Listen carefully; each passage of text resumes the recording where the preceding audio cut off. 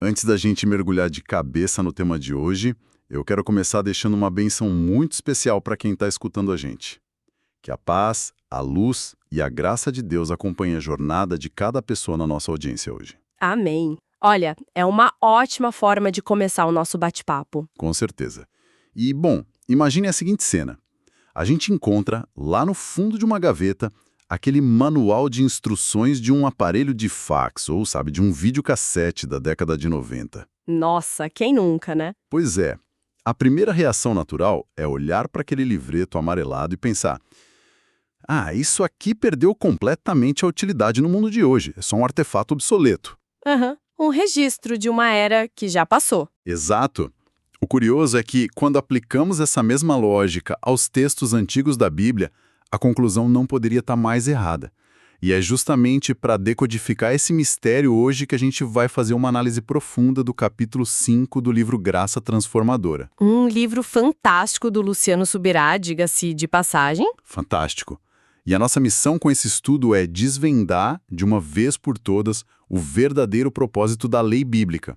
Tipo, por que o Antigo Testamento carrega um peso tão grande de leis, sacrifícios e rituais que, sei lá, parecem tão deslocados da nossa realidade espiritual hoje? Então, essa sensação de deslocamento, ela acontece porque a nossa tendência moderna é tratar regras apenas como ferramentas de controle de comportamento, sabe? Aham. Mas a proposta do livro revela algo muito mais sofisticado.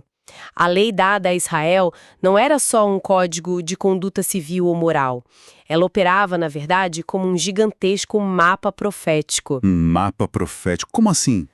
Tipo todo aquele sistema complexo de abate de animais, os festivais anuais, até aquelas medidas exatas para a construção das tendas. Tudo aquilo funcionava como uma seta apontando para um evento no futuro. Não era um fim em si mesma, entende? Nossa, isso nos leva diretamente a uma afirmação do apóstolo Paulo que o autor destaca, lá em Romanos 10, verso 4, que diz: o fim da lei é Cristo. Exatamente. E se a gente lê isso com aquela mentalidade de manual de videocassete que eu falei, parece que a lei simplesmente, venceu, né?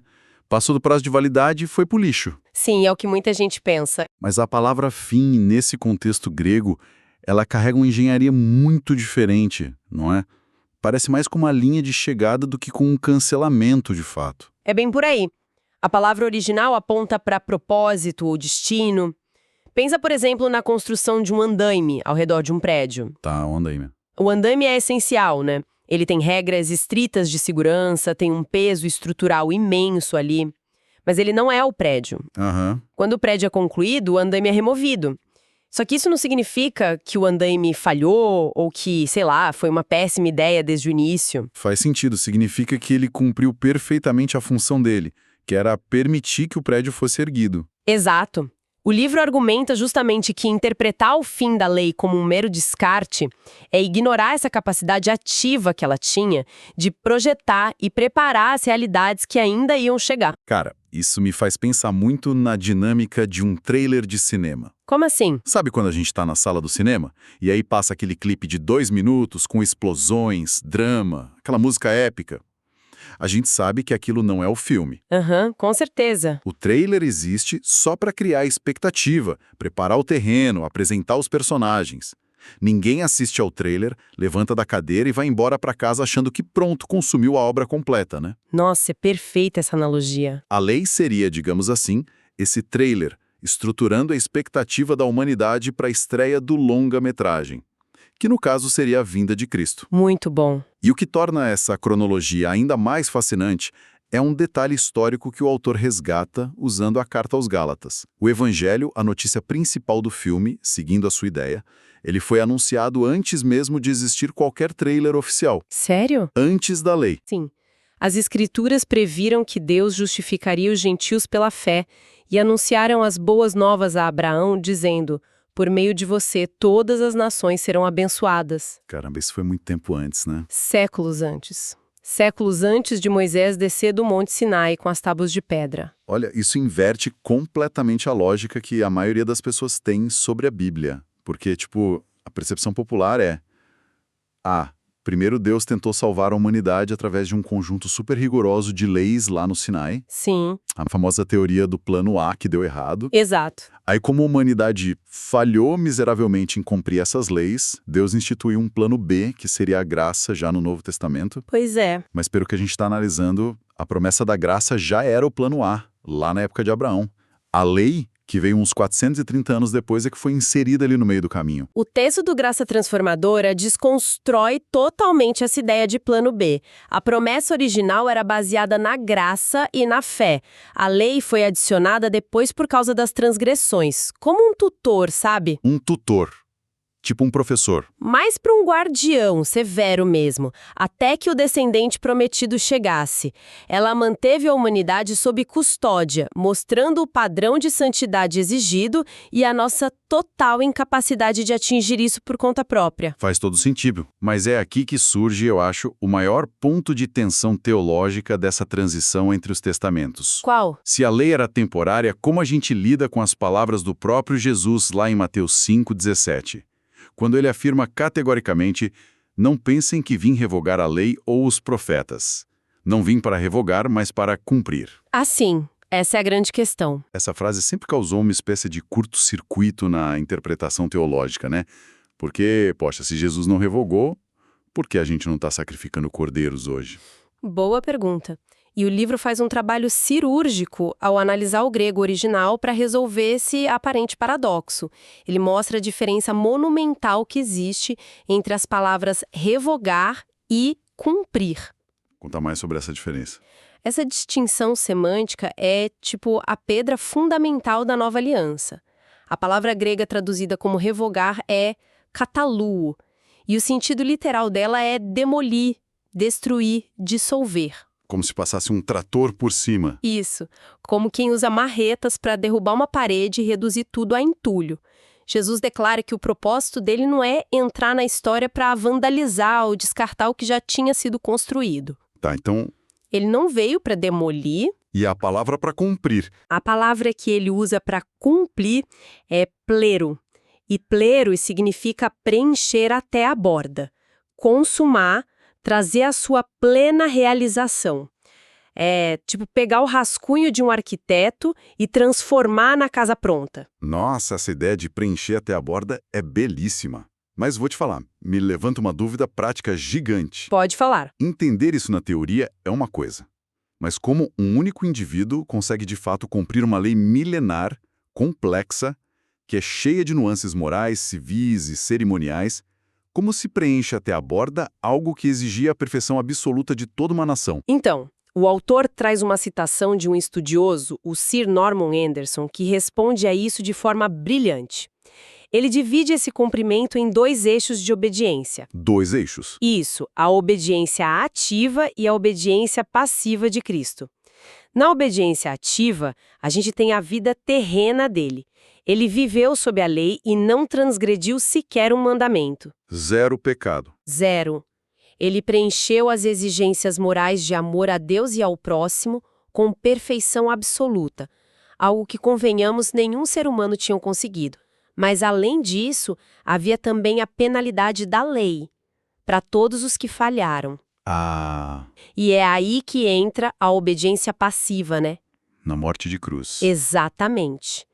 A obediência passiva é ele se submeter voluntariamente à punição que a lei exigia pela quebra do acordo.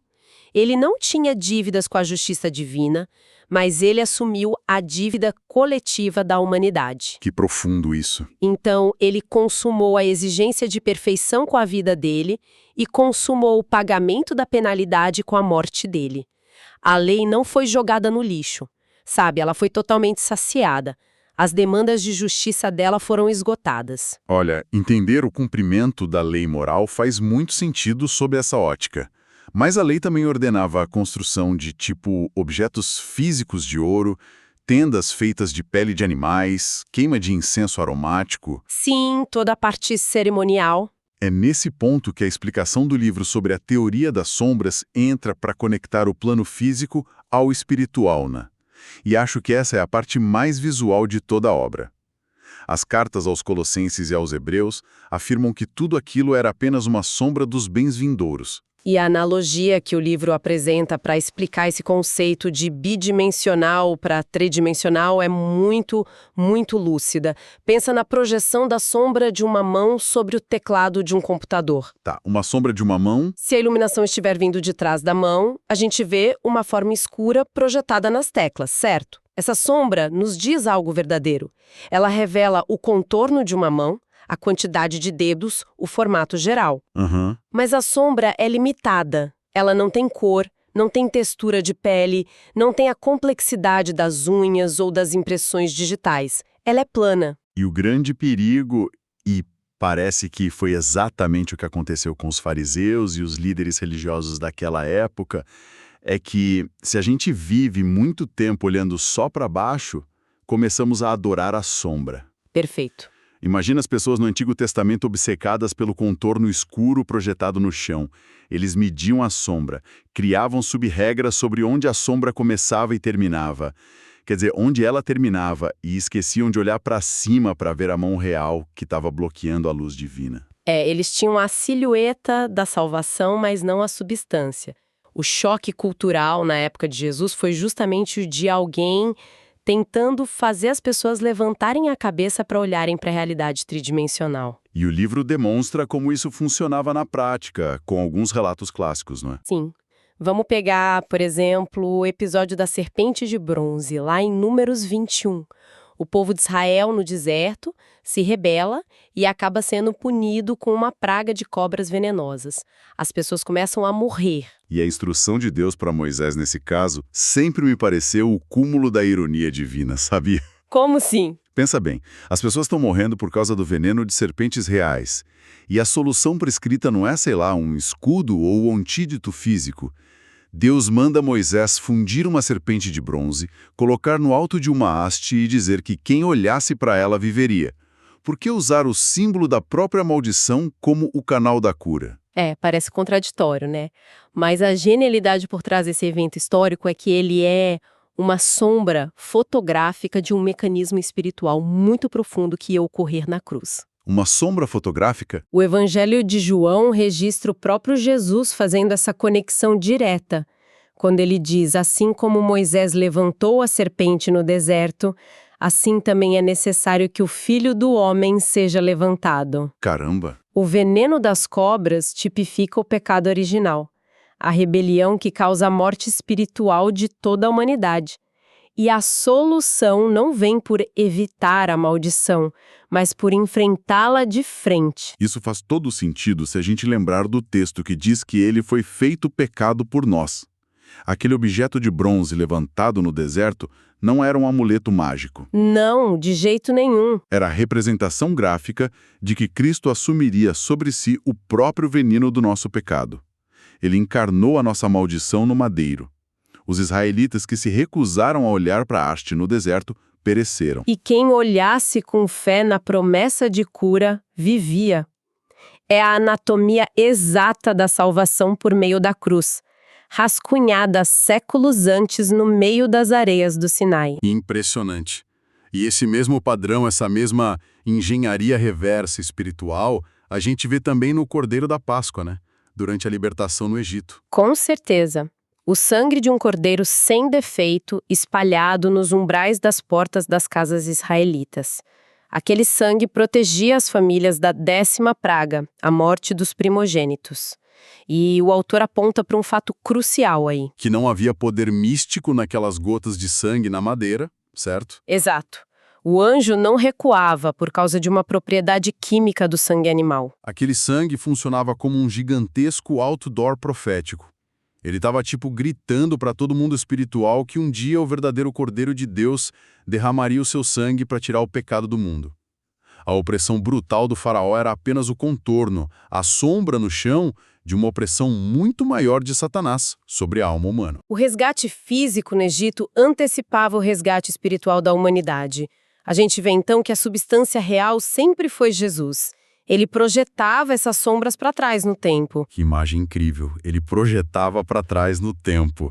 Mas olha, essa compreensão levanta um desafio prático imenso para a igreja primitiva. E levanta mesmo, porque se os grandes eventos históricos eram sombras, e se a realidade chegou, O que fazer com os costumes diários, com as marcas corporais e os rituais que os judeus praticavam há milênios? Os símbolos literais precisaram, mudar de endereço? Essa transição do físico, do que é literal e tangível, para o espiritual e interno, foi o que quase dividiu a igreja logo no comecinho. O livro analisa o famoso Concílio de Jerusalém, que está registrado lá no capítulo 15 de Atos. A grande crise institucional. Os gentios, as pessoas de outras nações, estavam crendo no evangelho. Mas os judeus tradicionais se levantaram e disseram que a fé em Cristo não era suficiente. Eles exigiam a circuncisão, né? Exigiam que os homens gentios passassem pelo corte físico da circuncisão. Para eles era inconcebível pertencer a Deus sem aquela marca cirúrgica que Abraão recebeu. Dá para imaginar que a tensão sociológica e psicológica ali era imensa. A circuncisão não era só um ritual. Era tipo a carteira de identidade da aliança. O passaporte que separava o povo escolhido do resto do mundo impuro. Isso! Dizer a um judeu do primeiro século que a circuncisão física não era mais o pré-requisito de pertencimento, soava como uma heresia absoluta, quase como uma traição nacional. E a solução encontrada pelos apóstolos não foi simplesmente dizer que a circuncisão era uma regra ruim que precisava ser cancelada. Eles entenderam que o símbolo também cumpriu o seu propósito e migrou para um novo ambiente. Exato. E o apóstolo Paulo, em Romanos, traz a chave definitiva para isso. A verdadeira circuncisão agora não é a operação na carne física, mas a cirurgia operada no coração, feita pelo Espírito e não pela letra da lei. Lindo isso. E na carta aos Colossenses, Paulo conecta esse conceito diretamente ao batismo cristão, chamando o batismo de circuncisão de Cristo. O tipo cede lugar ao antípipo. O procedimento doloroso na carne que removia um pedaço do corpo físico era a sombra escura apontando para a remoção da velha natureza pecaminosa. Então, quando o coração é transformado pelo Espírito Santo e selado publicamente pelo batismo, o símbolo antigo perde a sua razão de ser. Exatamente. Exigir o rito físico depois da vinda do Espírito seria literalmente voltar a abraçar a sombra. Confesso que, de todos os exemplos de mudança de fuso horário espiritual que o livro traz, a parte sobre os utensílios do tabernáculo foi, de longe, a que mais me impressionou. Essa parte é sensacional. Porque quando a gente lê o livro de Êxodo, vemos decretos divinos muito categóricos. O incenso aromático deveria ser queimado no altar de ouro continuamente, sem cessar, geração após geração. E as lâmpadas do candelabro, a menora, tinham um decreto perpétuo para nunca se apagarem. A questão que fica é, o Império Romano invadiu Jerusalém no ano 70 d.C., destruiu o templo, roubou o candelabro e parou o incenso. Então a palavra de Deus, que exigia um ato contínuo, falhou. A corrente perpétua foi quebrada. A resposta do Novo Testamento para essa aparente falha histórica é fantástica. A ordem perpétua nunca foi quebrada. O que mudou foi o edifício. O edifício. O templo de pedras em Jerusalém ruiu, mas o projeto divino não dependia mais de pedras e óleos de oliva literais. O livro do Apocalipse, no capítulo 5, nos dá um vislumbre do céu, onde aparecem taças de ouro cheias de incenso. E o texto revela a identidade desse incenso, não é? Revela. Ele diz que são as orações dos santos. A nossa oração de hoje é a exata continuação da queima aromática exigida lá no Antigo Testamento. Nossa, isso ressignifica completamente as nossas manhãs. Aquele ritual metódico do sacerdote antigo, com especiarias caras e fogo, não passava de um ensaio teatral para o momento em que um cristão de hoje dobra os joelhos no quarto dele e fala com Deus. A oração é a substância viva. É de arrepiar, né? Demais. E o candelabro, seguindo essa lógica impressionante, também encontrou um novo endereço. Sem dúvida. O candelabro de ouro maciço não é mais necessário para manter o fogo perpétuo aceso. Na teologia da Nova Aliança, esse candelabro e o óleo tipificam a presença e a unção do Espírito Santo. Entendi. É por isso que Paulo escreve em 1 Tessalonicenses, capítulo 5, verso 19, uma ordem que parece ter saído diretamente das instruções sacerdotais de Moisés. Ele diz, não apaguem o Espírito. O ser humano redimido se tornou o templo de Deus, e a responsabilidade de manter a lâmpada interna constantemente acesa agora é de cada cristão. Nós passamos a ser a estrutura onde a lei se cumpre. não por um esforço mecânico nosso, mas pela habitação do próprio Deus em nós. Tudo isso que a gente analisou hoje converge para uma conclusão muito sólida sobre a função profética de tudo que foi escrito antes. É verdade. E o livro arremata esse raciocínio apoiando-se no pensamento do teólogo Russell Shedd. Ele alerta que, depois da cruz, tentar guardar as exigências rituais e as cerimônias que Jesus já preencheu até a borda deixa de ser um ato de devoção e passa a ser um insulto. Um insulto. Um insulto. A Bíblia chama isso de obra morta. O insulto reside no fato de que, ao tentar contribuir com ritos físicos para a própria justificação, o indivíduo está declarando, na prática, que a obra de Cristo não foi suficiente. É tipo, preferia andar com uma velha fotografia amassada no bolso em vez de conviver com a pessoa amada que já está ali, presente na mesma sala, né? Exatamente isso. A regra de ouro na interpretação bíblica é mantida. O Antigo Testamento ilustra de forma tangível o que o Novo apresenta de forma espiritual, e o Novo Testamento explica o enigma que o Antigo propunha. A lei nos guiou pela mão, lá no escuro, até que a luz da realidade finalmente despontasse. Olha, para amarrar toda a riqueza que a gente extraiu das páginas de Graça Transformadora hoje, eu quero lançar uma reflexão provocativa para nossa audiência continuar mastigando ao longo das próximas horas. Manda ver. Nós acabamos de explorar profundamente como rituais físicos meticulosos, cordeiros sem defeito, incenso de especiarias e templos de pedra do passado eram apenas as sombras de realidades espirituais grandiosas que nós temos o privilégio de viver hoje, como a oração, a presença interna do Espírito Santo e o batismo. A minha provocação é a seguinte: será que algumas das práticas físicas e concretas que nós valorizamos tanto na nossa experiência religiosa e comunitária hoje também não passam de sombras preliminares de uma glória eterna, ainda mais expansiva e inconcebível, que nos aguarda no futuro? Uau! É uma pergunta para tirar o sono. Fica aí o convite para a gente expandir a nossa imaginação sobre a eternidade, reconhecendo que a substância completa sempre supera as nossas melhores projeções. Com certeza. E atenção a todos os que nos acompanham, é com muito entusiasmo que informo que teremos um novo episódio deste mesmo livro, avançando ainda mais fundo nestes tesouros literários e espirituais em uma próxima edição da nossa série. Que Deus abençoe todos os ouvintes.